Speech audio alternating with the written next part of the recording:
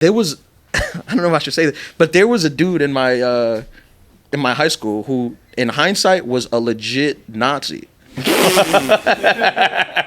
Like he was a real Nazi. How so? I mean, he hated Jews.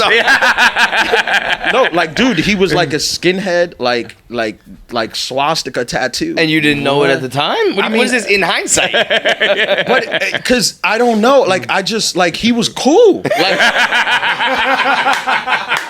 Like he was just a cool dude. 2K, man. Yeah, like he was a cool dude. But like looking back at it, he hated Jews, blacks, but he just pretended that he didn't, I guess, in school.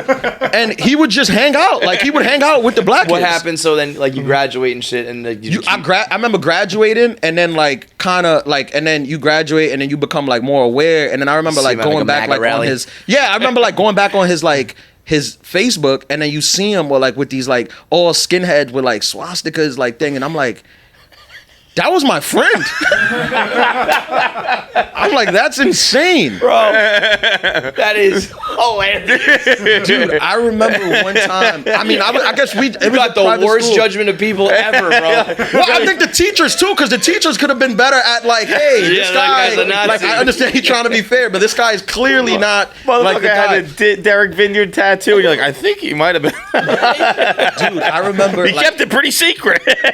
I remember being like 15 years old and this dude like talking to me and being like, yeah, like, you know, like the Holocaust, they're exaggerating about that. Like there wasn't as many as they're saying. And I'm like, all right. I didn't know like that was like a talking point for them. And I'm like, but looking back, I'm like, this is insane. This dude was like, he hated me everywhere. Like he hated everyone.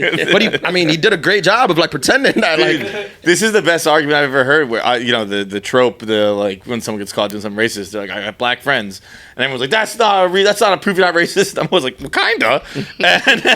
And now I'm second guessing that. Not only did he have black friends, but he was kind of like catered toward them. Like he would like give them stuff. Like he was like, he gave us like free train rides. Yeah, he was like count on me. Like whatever you need, count on me. I got you. But I wonder what. One thing with old people, when you're young and a Nazi, man, like that. I know a guy who's a doctor and he oh yeah, he has you and Goebbels. So this guy, they had like a Zoom like convention for all the doctors in their field, and this old dude turned his fucking screen on and had a full blown red fucking swastika flag just hanging in his living room. Yeah, and everyone was like, Dr. Smith, you need to turn your camera off and also probably leave the Zoom and maybe the industry as well. What was this? Crazy. Yeah, it was like. Did he forget that he had that? I guess so, or he didn't realize his camera was on, or whatever. It's just so part of my day-to-day life. I forget these things sometimes. Yeah, like I guess, just blends in. Like, oh, that's a Nazi flag. But he was like 1,000 years old. Yeah, and it's like I get how that can happen, but the young kid, Jesus. Dude. I think we were just too naive to it, and the teachers didn't do a good job of being like, hey, this kid is not. Those teachers were going home going, babe, I gotta tell you something. Yeah, like he was in my history class. There's a fucking Nazi. He's being weirdly nice. Yeah, the nicest Nazi ever. Dude, it's insane. It's like really insane when I think about it. Like how. Do you know where he's at now? No, probably. I mean, in jail for January 6th. I assume. I don't know. I don't know what he's doing. He's outside the courthouse right now. Yeah, I know, protesting.